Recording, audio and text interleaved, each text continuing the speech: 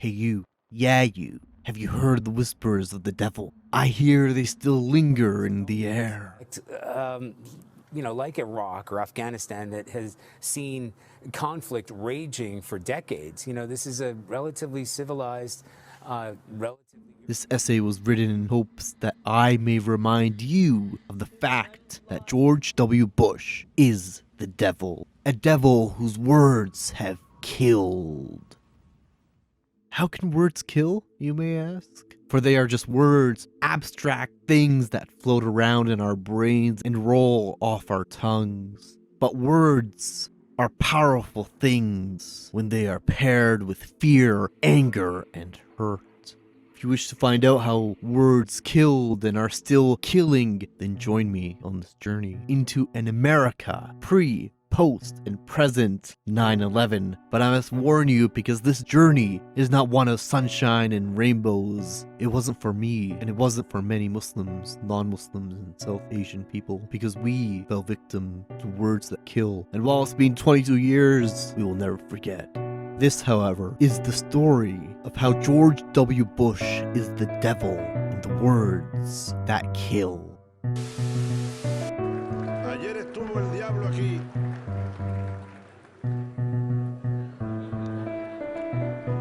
En este mismo lugar huele a azufre todavía. Ayer el señor presidente de los Estados Unidos, a quien yo llamo el diablo, vino aquí hablando como dueño del mundo.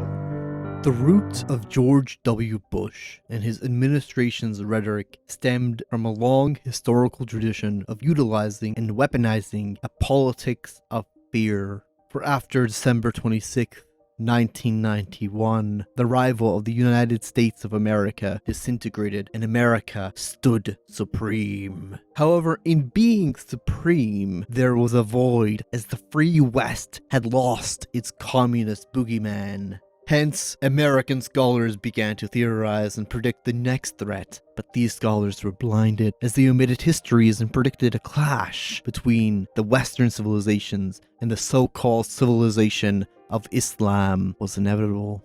The history that was omitted was one of deep and problematic militaristic interventions in the Middle East, which had caused further instability in the region. Although America reigned supreme, the dubious actions it took in the Middle East during the 1970s and 1980s would come with severe consequences. One of these consequences were the devastating attacks that occurred on September 11th, 2001. But once that plane hit the North Tower, the past seemed to disappear and the consequences with it. The Bush administration refused to link the history of American intervention in the Middle East to the terrorist attacks. No, for George Bush, the cause was pure hatred and evil. With this complete disregard of the cause of the 9/11 attacks, the Bush administration would lunge and take hold of the fear and paranoia that plagued the nation to declare a war on terror. An ancient binary was used to explain the event, as the West became the civilized world and it was supposedly under siege by a fanatic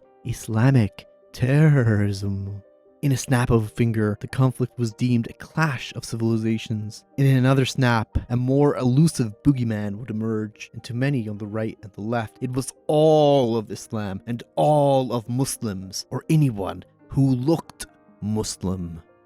This essay will hence pick fact from fiction by analyzing George W. Bush's speech, The Axis of Evil, and the rhetoric of fear. But the further aim is to reveal that the words that George W. Bush spoke were words that killed. That in reality, his words and the rhetoric of clash heightened fear, which in turn impacted American Muslims and costed the lives of thousands of innocent people around the globe. Finally, I wish to hold a mirror to the face of America and reverse the rhetoric of clash to show how hateful, fearful, and violent America truly is. Underneath this essay are certain theories and frameworks that have long been discussed and debated. In a sense, this essay is an addition to the many critiques of Samuel Huntington's The Clash of Civilization and the remaking of World Order. But at the heart of this essay are the ideas of the politics of fear and its reoccurrence in the American subconscious.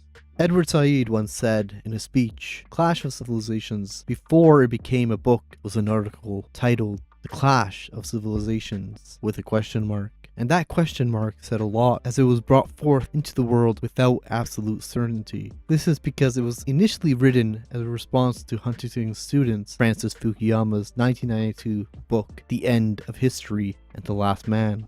However, the article's life did not end there, and the initial thesis of Clash was expanded, becoming The Clash of Civilizations and the Remaking of World Order in 1996. In Clash, Huntington argued that after the fall of the USSR, the new threat America would face would be the civilization of Islam, and that there would no longer be ideological clashes, but cultural ones. This was not a new theory, as Huntington borrowed many ideas from Bernard Lewis, who had, and mind the sarcasm here, an excellently titled article named The Roots of Muslim Rage, which painted Islam and Muslims as inherently violent. But Huntington took these ideas further and made it seem a clash between Islam and the West was inevitable. Although Clash had a simplistic ahistorical argument, its ideas were adopted by the neoconservative right, especially after the Gulf War, as those behind the project of New American Century found Clash very digestible. Further, in this historiography, Clash was vital because it would become the foundational theory for the Bush administration, as it would guide the administration's rhetoric and policy. To counter and deconstruct Clash's rhetoric and the politics of fear enforced by George W. Bush, I will be using Edward Said's theory of Orientalism. Moreover, Orientalism is also used in this essay when examining the process and the construction of an evil other. However, this essay will also feature thinkers such as Stuart Hall, whose theories on encoding and decoding are essential in breaking speeches and the signs that were encoded into them. Finally, I will be linking Michel Foucault's theories on power and the state to Said's Orientalism, as they often work hand in hand. With such foundations, let us shift to the prelude of war. Please select a landing zone. Heading to Afghanistan. Ingrained in the American psyche is a politics and a discourse of fear.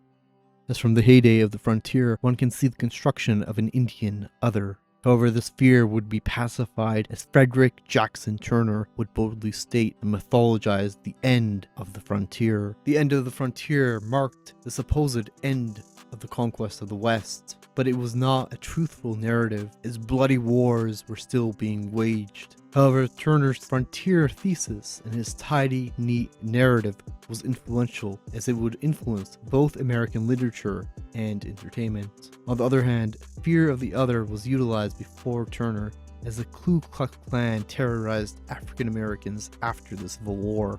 However, in the eyes of these terrorists, the true threat and terror stemmed from the African American communities, as their blackness was placed in relation to violence and was deemed a threat to whiteness.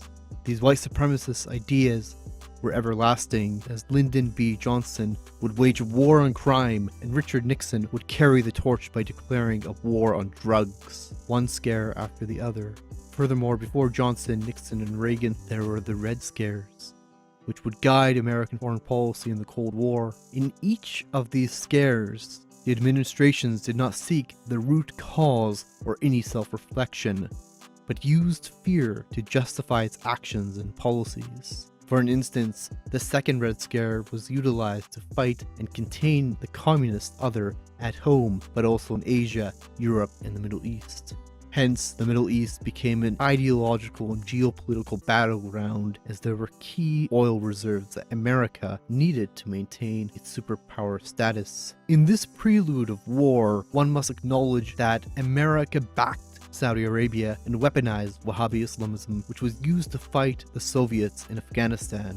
The first instance where Islamism was used against America was in the Iranian Revolution of 1978 and the hostage crisis of 1979 and 1981, as the supreme leader of Iran would refer to America as the Great Satan. On the other hand, the Mujahideen for Ronald Reagan were valuable allies, and yet many who repelled the Soviets would go on to create Al-Qaeda. One of Al-Qaeda's founder and ally to America was none other than Osama bin Laden. But as Todd Green explains, by 1996, bin Laden issued a declaration of jihad encouraging Muslims to expel the American occupiers from Saudi Arabia and to engage a war against the Judeo-Christian alliance of the West. Hence, Americans' intervention into the Middle East and the direct role of playing with fire that was radical Islam came with severe consequences. First, after the withdrawal and later the collapse of the Soviet Union, the Islamists who were supported and built by America were in power in Afghanistan.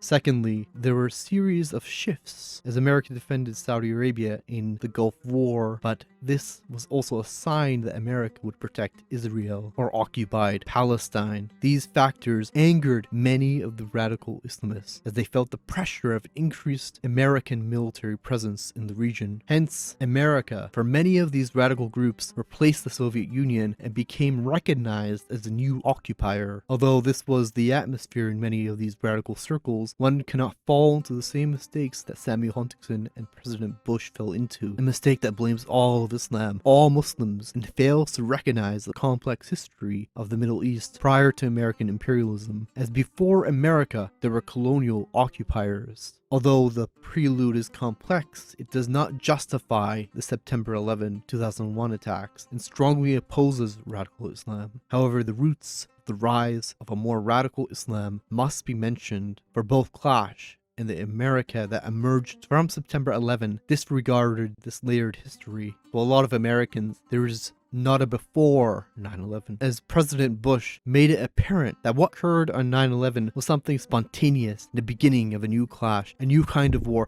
a new kind of evil. The rhetoric of clash and the politics of fear, the Bush administration would mold its rhetoric, becoming what some would call Bush speak. As the dust settled and the screams faded, a shadow of fear and terror covered America after the September 11, 2001 terrorist attacks. In a state of panic and sheer anxiety, the American people looked towards their leaders to comprehend the scar placed upon their memory and hearts. For leaders, one who brings calm to the storm, but George W. Bush was not considered such a man, and his rhetoric after 9/11 would not bring calm to the American people. President Bush responded with anger and fury that would take the storm and turn it back. His rhetoric was one of fear and one that emphasized the good and civil society of the United States. As 9 days after the 9/11 terror attacks, Bush would declare a war on terrorism, saying, "This is not, however, just America's fight. What is at stake is not just America's freedom. This is the world's fight. This is civilization's fight. This is the fight of all who believe in progress and pluralism, tolerance and freedom. The civilized world is rallying to America's side. They understand that if terror goes unpunished, their own cities, their own civilians may be next. We are in a fight for our principles." There are a few things that must be focused on, as firstly, note the stakes President Bush mentions. This is the world's fight, meaning that this would be a global war on terrorism. President Bush was not only touching on and using American fear, but a global fear, as any nation could be targeted next. However, the inclusion of citizenships is interesting, as President Bush may have used this point to stress that American citizens may still be threatened, and thus must remain vigilant. From this small declaration, one can see a heightening of anxieties and fear, but the enemies were not specifically mentioned, as they were terrorists who practiced a fringe form of Islamic terrorism. However, the rhetoric of clash is prominent in the speech, as President Bush emphasized that this would be the civilized world's fight, and as Khalid A. Baidoun states, "In practice, the war on terror has been against Islam as a civilization and a war on Muslims everywhere." Although President Bush had stated and targeted extremists by using the vague and amorphous concept of terrorism conflated with Islam, and the billions of its believers presumed to be sympathetic to or in cahoots with terror. Hence, the binary used in Clash of Civilization was spread and justified what was said in the speeches of President Bush. For if America was civil, those who harbored the terrorists and were in cahoots with the terrorists were automatically deemed as uncivilized. Layered above this binary is one commonly attributed to Ronald Reagan, who continuously used religious undertones mixed with the binary of good and evil. This Cold War rhetoric was seized by President Bush as it was applied to the war on terrorism. In molding the rhetoric in such a way, President Bush would use certain words to elevate paranoia, and one of his most said words was evil. We are not at war with Muslims. We don't have a beef with Muslims. We want to be friends with Muslims and Muslim children.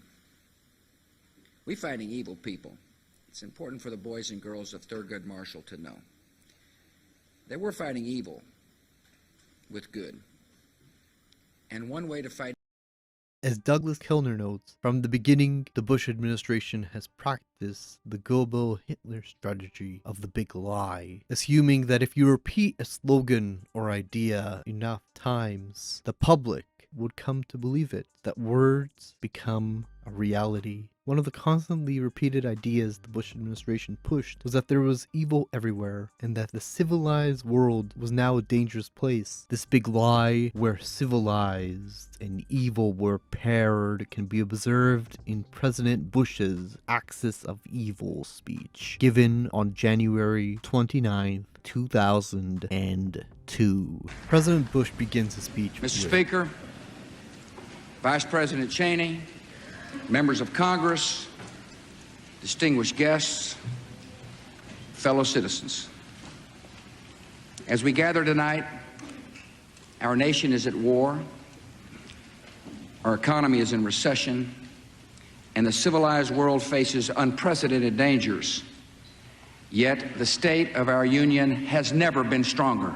First, note the civilized world, as this is not a simple phrase, but one that is coded and signals that this speech will contain the rhetoric of clash of civilizations. Secondly, this civilized world is still threatened by a vague, unprecedented danger. However, Bush wishes to comfort the American people, as in the next section he explains how America is rebuilding as it captured, arrested, and rid the world of thousands of terrorists.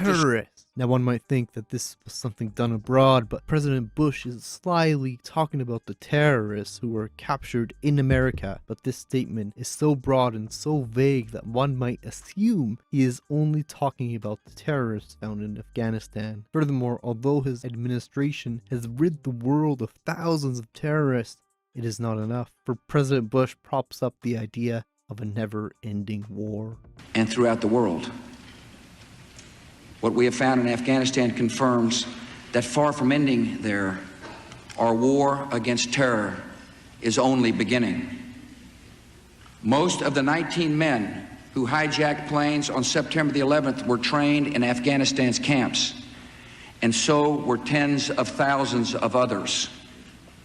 Thousands of dangerous killers, schooled in the methods of murder, often supported by outlaw regimes, are now spread throughout the world like ticking time bombs set to go off without warning. This entire section screams fear and is used to reignite the war on terror, as it alludes to the idea that evil is everywhere and that any Muslim can be a dangerous killer who are currently ticking time bombs. To this, the president would thank law enforcement. And why? Well, because law enforcement was paired with the Patriot Act, which rounded up anyone who was suspicious of being a terrorist, and somehow rid the world of thousands of terrorists. The Bush administration used fear and the idea of a looming terror to surge security as it created the United States Department of Homeland Security. Furthermore, as Kellner points out, the discourse of the Homeland, taken up in the construction of the Homeland Security bureaucracy, has echoes of German discourse of Das Heimat, used to unify the country against its internal and external enemies. In the American context, there was also the use of fixed dichotomies, such as good and evil, the good and the bad Muslim, an us versus them.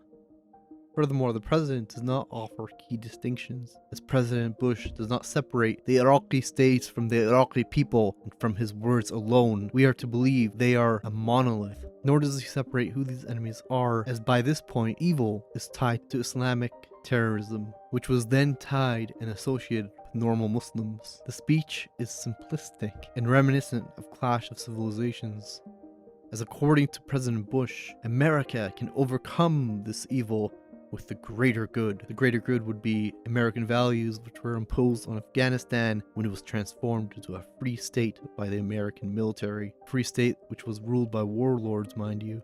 However, the speech was to remind the American people of the truth. We've come to know truths that we will never question. Evil is real, and it must be opposed. In this instance, the president is preying on paranoia, but this line is being said with absolute certainty to push against any dissent. Furthermore, the line presents an us versus them mentality, as those who do question this evil can be deemed as against the United States, and those who are fighting with America are loyal to the cause. In being those who fight evil, President Bush is further planting a heroic image into the minds of Americans and contrasts it with Our enemies send other people's children on missions of suicide and murder. They embrace tyranny and death as a cause and a creed. We stand for a different choice, made long ago on the day of our founding. We affirm it again today. We choose freedom and the dignity of every life. Thus, by ending the speech, President Bush reaffirms the rhetoric of civility and makes it clear who the enemies are. But did this have impacts on Muslim children in America? Or were those not the evil children, the ticking time bombs? These questions will be touched on later as we shift to how evil and a rhetoric of fear was used to justify a continued path of revenge as it marked the beginning of the Iraqi War.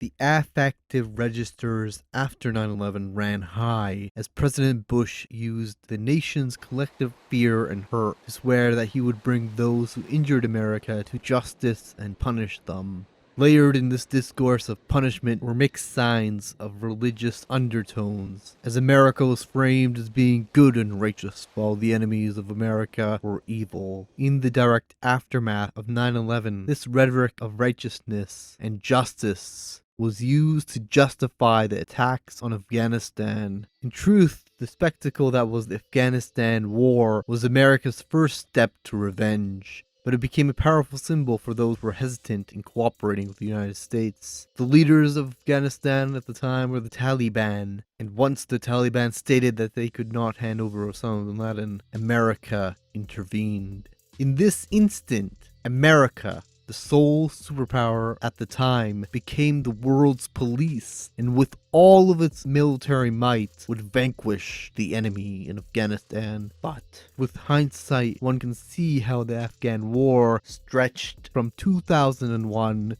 to 2021. Moreover, the single intervention caused a domino effect within the Middle East. However, by the end of the war, Afghanistan was now supposedly free, and this liberation was proved by using Afghan women who were presented as being free from the clutches of radical Islam. But this freedom came at a cost. In President Bush's Axis of Evil speech, he fails to recount the 1,500 civilians who perished from America's bombing campaign. In truth, the mix of affective registers fueling the nation at the time gave the president an unprecedented amount of power, as he was able to wage a preemptive war on terror. With this logic and flimsy evidence at the time, President Bush would point at Iraq next and declare in his speech, Iraq.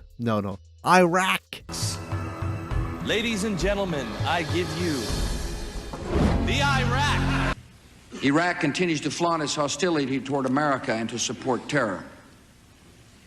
The Iraqi regime has plotted to develop anthrax and nerve gas and nuclear weapons for over a decade.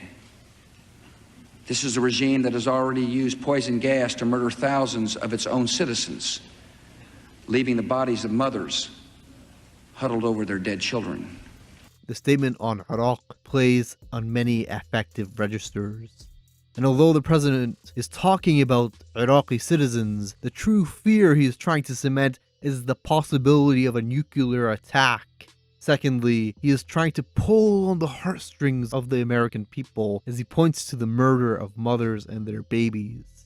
This type of rhetoric was used long ago by the English in their 16th century invasion of Ireland, and to point out the supposed Irish barbarity, propagandists would call them baby killers. President Bush closes his case on Iraq by finally stating that this is a regime that agreed to international inspections, then kicked out the inspectors. This is a regime that has something to hide from the civilized world.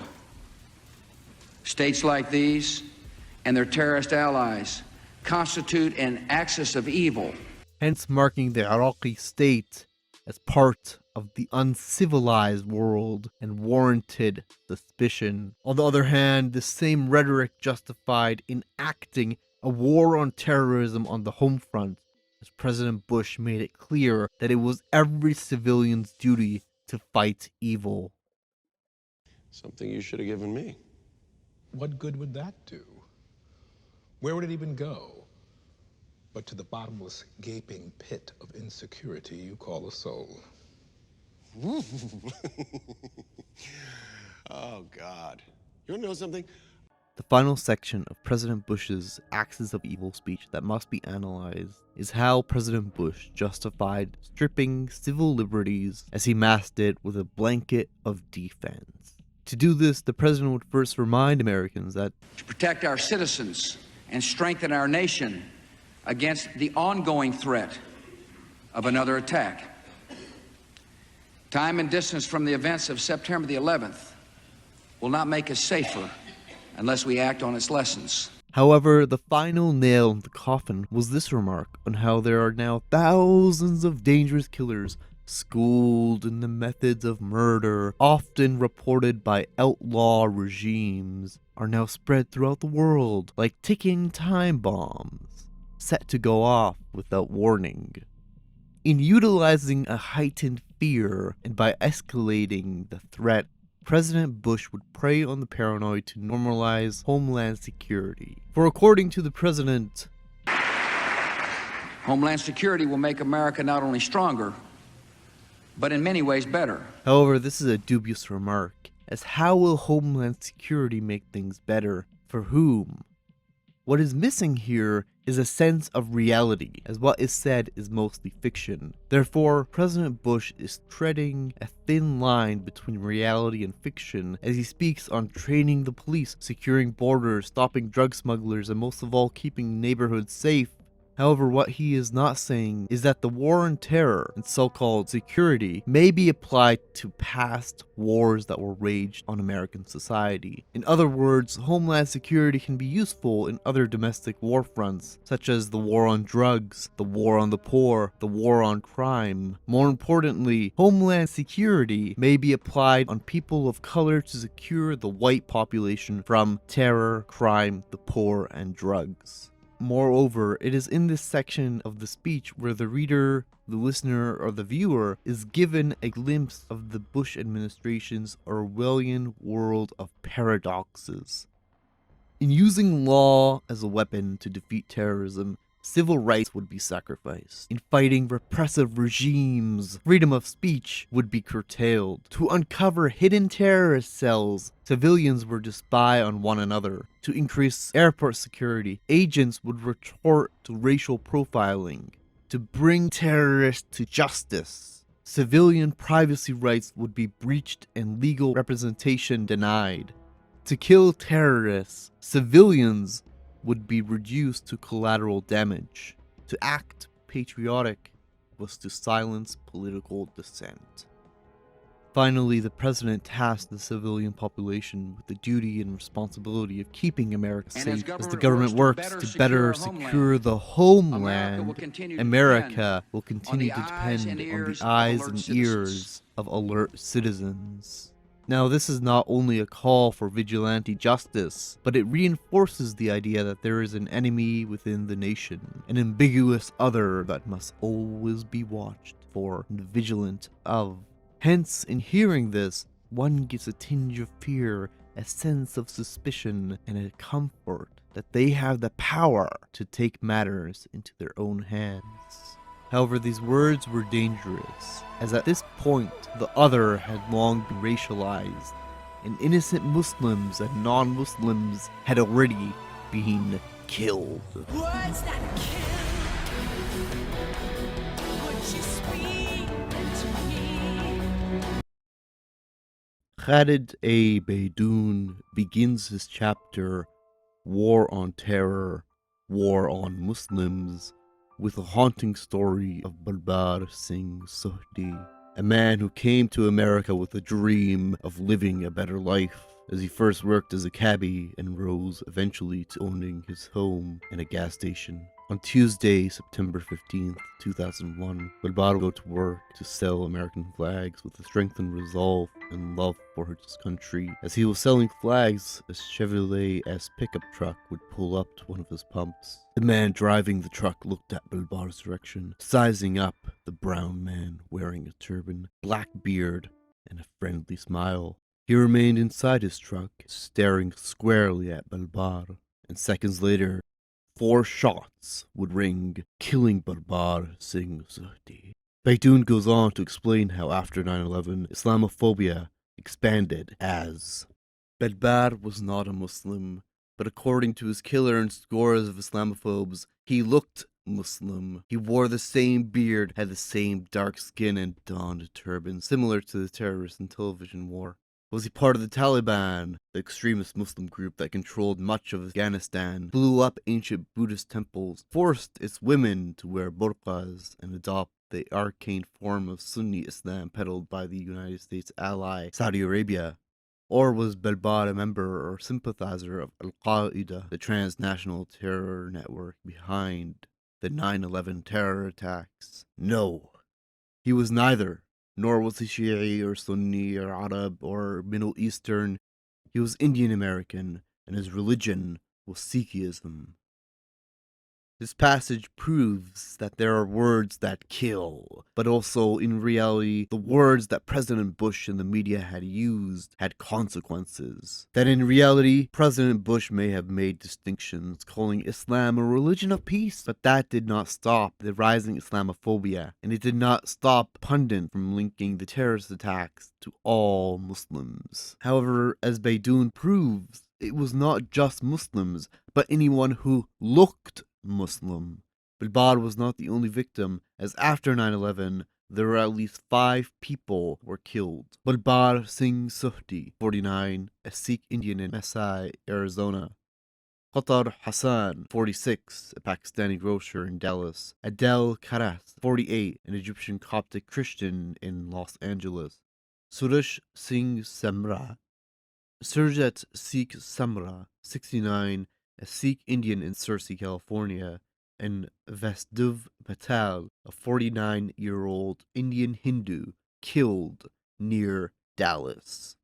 These 5 murders indicate that after 9/11, some Americans took matters into their own hands and went searching for the enemy within. In a snap of a finger, a war was waged against all Muslims and anyone who looked like one. Suspicions rose high, and Muslims began to live in fear, as ordinary people would have to suffer the consequences of a tiny minority. Furthermore, the Bush administration acts to heighten security did not aid nor secure Muslim lives, and instead it heightened the suspicion that there were actual enemies within. In using Homeland Security and the Patriot Act, the Bush administration would detain thousands of Muslims and anyone suspicious of being a terrorist. This did not calm the fears of Americans nor Muslims who were living under the watchful eye of the state. America, and the West in general, became a giant panopticon for all Muslims. But it was a panopticon that also used vigilant eyes of civilians and residents who would report those who they thought were suspicious. In his reflection on 9/11, Tahir Abbas enters a deep examination on Islamophobia and the cycle of fear and hatred. For Abbas, 9/11 was a turning point, as it increased right-wing hatred, violence, and Islamophobia. But simultaneously, this hatred and fear fed into a radicalization of Muslims in the Middle East and in America. In reflecting, Abbas looks back and wonders what might have happened if the Bush administration reflected on the past and attempted to fight hatred and heal the nation. However, the administration did not look back, they did not reflect, but instead they asked, why do they hate us? The prelude to war and the consequences of the Cold War were wiped away, and instead a rhetoric of clash replaced it all. They hate us because they aren't us. Or is it, in truth, they feared America? Without any true relationality and without finding the true root of the problem, America spiraled in more hate, more fear, becoming crueler, apathetic, and violent. Let us next inverse the logic, a clash of civilizations, and hold a mirror to the face of America.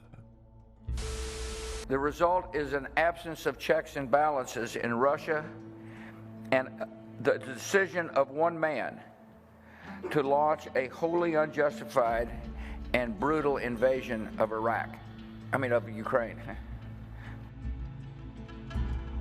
The story of America post 9/11 in many respects is reminiscent to the great American novel Moby Dick by Herman Melville. Moby Dick tells the story of Ahab, the captain of the Pequod, and a man who lost a leg to the supposed vicious white whale named Moby Dick. For most of the narrative, the reader follows Ahab on a quest of revenge, but as the quest extends, Ahab and his crew descend into madness. Melville at the time was writing during an America that descended into madness on the sea as whale hunters practiced the mass killing of whales. However, there was also a descent of madness on land as Americans were conquering the West. To Melville, this was a bloody and maddening takeover. And for what? Land? Oil? Wealth? Melville held a mirror to that version of America, and it's a mirror that can be held to the face of modern America, as the 9/11 terrorist attacks spurred the Bush administration on a maddening quest of revenge. However, this concept of mirroring is not a novel concept, as Robert Ive already held this mirror as he critiques. What would Americans see if they could reflect the crude image they have made of their enemies directly back onto themselves? They would see a rogue nation of power-hungry religious fanatics attempting to remake the Middle East in their own image by perpetrating immoral acts of violence on a mass scale with criminal disregard for the rules of civilized warfare. In the eyes of victims of America's rage, those who took on America's revenge, one can see an America that was not civil, but vicious and violent. Looking through this lens, is it justifiable to ask how many terrorists had to die to end such a quest? How many innocent Arab children, women, and men had to die? How many ordinary Muslims, Sikhs, and Indian Americans had to be detained and tortured? The speech, Axis of Evil, answers most of these questions, as this was to be a never-ending war, a never-ending quest or crusade. For as long as there is evil in the world, America's war on terror would continue and be justified with such rhetoric. This war did not end with Barack Obama, nor with Donald J. Trump, and is still being enacted by Joe Biden. With such a mirror, one can see that the true face of American foreign policy is one of brutality, and is one that is continuously illusioned by the black and white dichotomies of clash of civilizations. The revenge that began with George W. Bush was not justified, and the rhetoric of clash was far too simplistic to justify such actions. The quest and the rhetoric used in tandem with the war on terror only birthed more fear, more hatred, and more death. Once the Bush administration committed the sin in disregarding the complex past of the Middle East and replaced it with a black and white lens, they had created a never-ending spiral where words that kill became the norm. Will America ever learn that there are words that kill? Or will they continue to use them to justify future actions? Only the future can tell.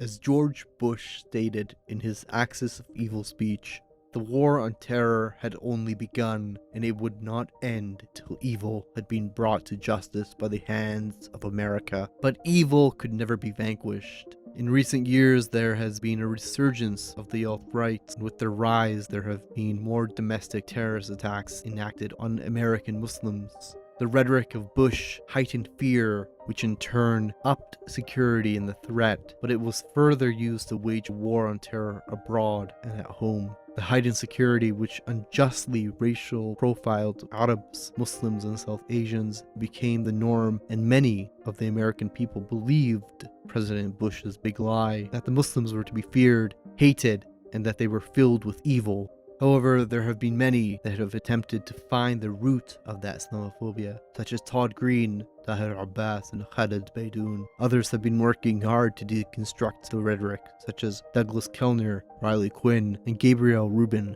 For if we do not fight against the words that kill, they will be used to continue to kill again and again. This battle is not one which is anti-free speech, but one that seeks to calm the rage of America and lift the blindfold placed on them.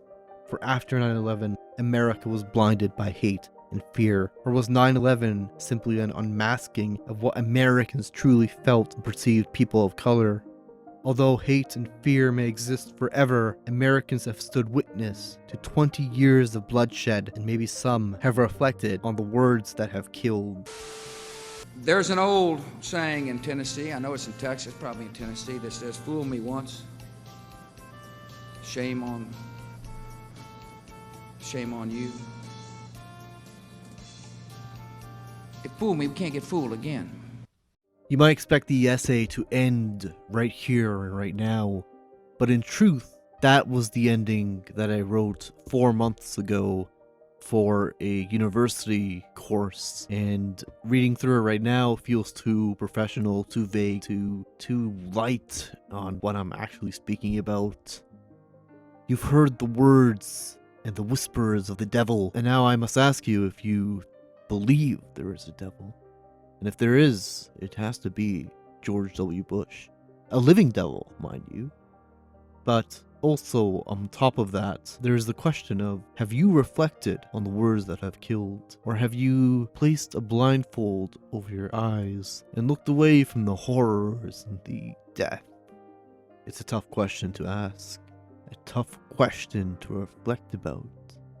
When I published this, or when I submitted it, I had to give a presentation to a class, explaining what I found, what I researched, and all that hullabaloo. And one of my peers asked me if this Islamophobia had disappeared, or if it had lessened over the years. And with me, I don't think so. I don't think it has. It could just be that this Islamophobia and this fear of the Muslim, the brown person from South Asia, the Christian Arab, for an example, it doesn't have to be a Muslim person, but this fear is still alive and well today. And so, to that person who asked me that question, I answered with a no. I told them no, the Islamophobia has not just vanished. It did not just disappear. It did not just, magically disappear one day. It might be hidden from a lot of white people who fear Muslims and people from the Middle East, right? But I also gave this person another answer to this question. Because yes, no, Islamophobia did not magically disappear, but also the politics of fear and the use of affect to manipulate people was at the time being used against Russian people who were living in Canada, for example. But nowadays, you can see this politics of fear being used on LGBTQ plus folks, where this politics of fear gets placed onto these people who have done nothing wrong at all. They're just being as human beings, and yet this fear is placed upon them. And from this fear and this anger and this visceral hate, it gets used to enact violence on these people. And so this is one perspective that this essay can be taken, that Islamophobia and the words that kill do not just apply on Muslims and non-Muslims and South Asians, but rather it is something that can be seen and correlated to other groups of people. The end goal of this, because this essay was written just as a research paper for an American history course, where I would take this would be, how do we combat words that kill? How do we truly end the suffering and the hatred and the violence enacted on these people?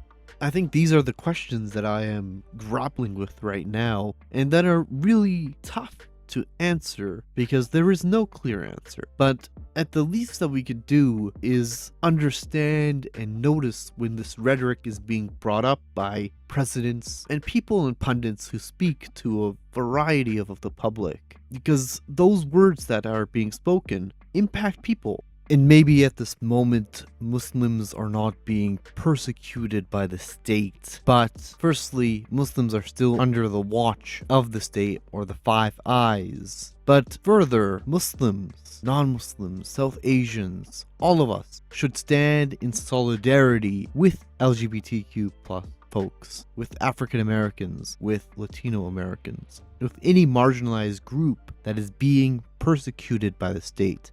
And this is something that we have to remind ourselves, is that Muslims after 9/11 were not 100% defenseless. They had people from all around the spectrum, and a diversity of people came to our side and aided us. And so I see it as a returning of the favor. But it's not just a one-time favor, rather it's a lifetime favor, where we have the backs of others, and we stand by them when they are being attacked. And when they are not being attacked, solidarity and bridges between the communities needs to be formed in order to fight oppression and injustice.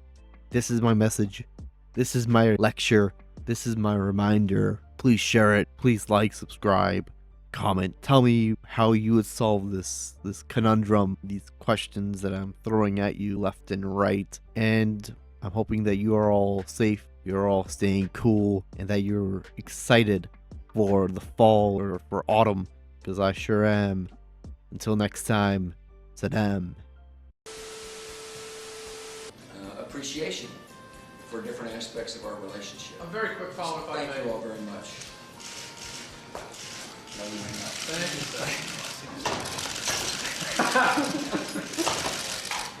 How about that falling, sir? I was trying to escape. It didn't work.